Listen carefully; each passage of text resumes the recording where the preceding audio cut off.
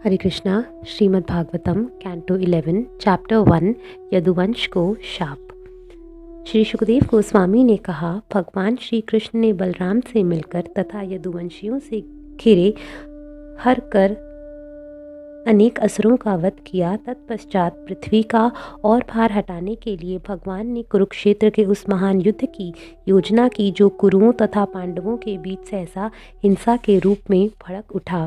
चूँकि पांडु पुत्र अपने शत्रुओं के अनेकानेक अपराधों से यथा कपटपूर्ण जुआ खेलने, वचनों द्वारा अपमान, द्रौपदी के केश कर्षण तथा अन्य अनेक क्रूर अत्याचारों से क्रुद्ध थे, इसलिए परमेश्वर ने उन पांडवों को अपनी इच्छा पूरी करने के लिए कारण रूप में उपयोग किया।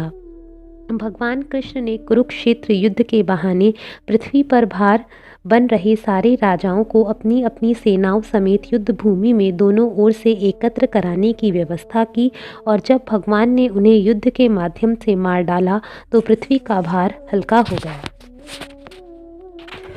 भगवान ने अपने बाहुओं द्वारा संरक्षित यदुवंश का प्रयोग उन राजाओं का सफाया करने के लिए किया जो अपनी सेनाओं सहित इस पृथ्वी के लिए भार बने हुए थे। तत्पश्चात आगाध भगवान ने मन ही मन सोचा, भले ही कोई यह कहे कि यह पृथ्वी का भार समाप्त हो गया है, किंतु मेरे मत से यह अब भी दूर नहीं हुआ है, क्योंकि अब भी यादव वंश बचा हुआ है जिसकी शक्ति पृथ्वी के लिए असहनीय है। भगवान कृष्ण ने सोचा, इस यदुवंश के सदस्य सदैव मेरे पूरी तरह से शरणागत रहे हैं और इनका ऐश्वर्य असीम है, अतः कोई भी बाहरी ताकत इस वंश को पराजित नहीं कर पाई। किंतु यदि मैं इस वंश के भीतर कलह को प्रोत्साहित करूं, तो वह कलह बांस के कूंज में घर्षण से उत्पन्न अग्नि की तरह कार्य करेगा। तब मैं अपना असली मंतव्य प्राप्त करके अपने नित्य धाम को लौट सकूंगा। हे राजा परीक्षित, जब परम शक्तिशाली भगवान ने, जिनकी इच्छा सदैव पूरी होकर रहती है, इस प्रकार अपने मन में निश्चय कर लिया, तो उन्होंने ब्राह्मणों की सभा द्वारा दिए गए शाप के बहाने अपने परिवार को समेट लिया। भगवान कृष्ण समस्त सौंदर्य के आगार हैं। सारी सुंदर वस्तुएं उन्हीं से निकलती हैं और उनका स्वरूप इतना आकर्षक है कि वह अन्य सारी वस्तुओं से आँखों को हटा देता है, अतः जो उनकी तुलना में सौंदर्य विहीन प्रतीत होती है। जब भगवान कृष्ण इस पृथ्वी पर थे तो वे सबों के नेत्रों को आकर्षित कर लेते थे। जब कृष्ण बोलते थे तो उनके शब्द उन सबों के मन को आकृष्ट कर लेते थे जो उनका स्मरण करते थे। लोग कृष्ण के चरण चापों को देखकर आकृष्ट हो जाते थे और अपने शारीरिक कार्यों को वे उनके अनुयायी बनकर उन्हें ही अर्पित करने की इच्छा करने लगते थे।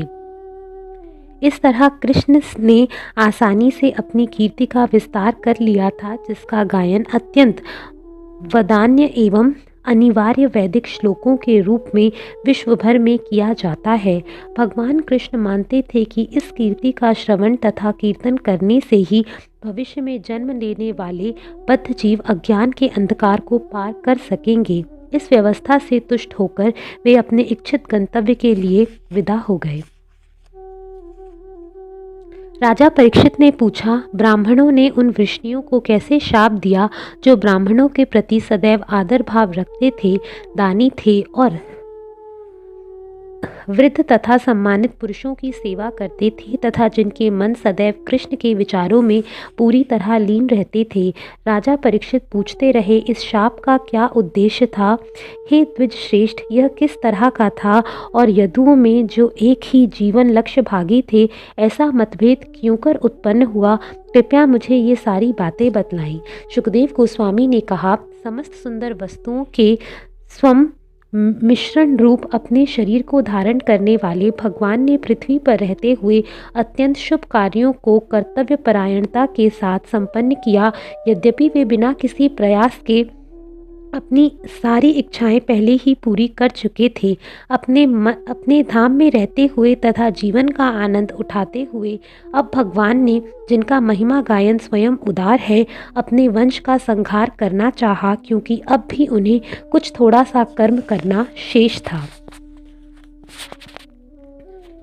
एक बार विश्वामित्र, असीम, कवन, दुर्वासा, भृगु, अंगिरा, कश्यप, वामदेव, अत्रि तथा वशिष्ठ मुनियों ने नारद तथा अन्यों के साथ मिलकर प्रचुर पुण्य प्रदान करने वाला, परम सुख लाने वाला तथा मात्र उच्चारण करने से समस्त जगत के कलयुग के पापों को दूर करने वाला एक सकाम अनुष्ठान किया।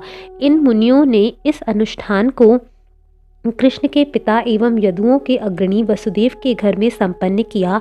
जब उस समय वसुदेव के घर में काल रूप में निवास कर रहे कृष्ण उत्सव की समाप्ति होने पर मुनियों को आदर पूर्वक विदा कर चुके, तो वे मुनि पिंडारक नामक पवित्र तीर्थ स्थान चले गए।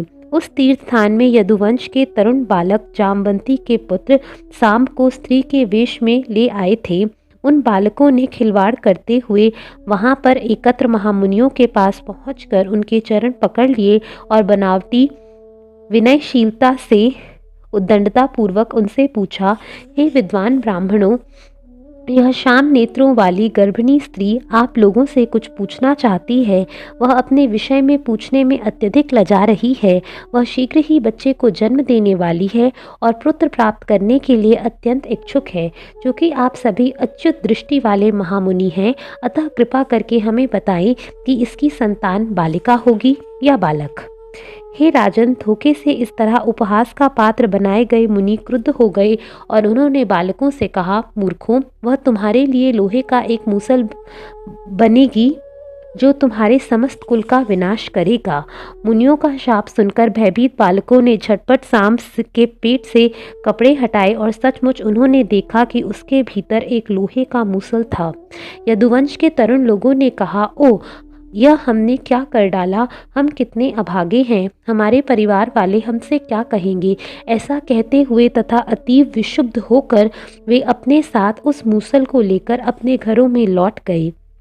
वे यदु बालक, जिनके मुख की कांति पूरी तरह फीकी पड़ चुकी थी, उस मूसल को राजसभा में ले आए और समस्त यादवों की उपस्थिति में उन्होंने उग्रसेन से जो कुछ घटना घटी थी कह सुनाई।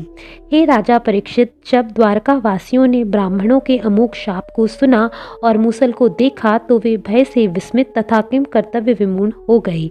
मूसल को चूर चूर में तुड़वाकर यदुओं के राजा आहुक उग्रसेन ने स्वयं उन खंडों को तथा शेष बचे लोहे के टुकड़े को समुद्र के जल में फेंक दिया।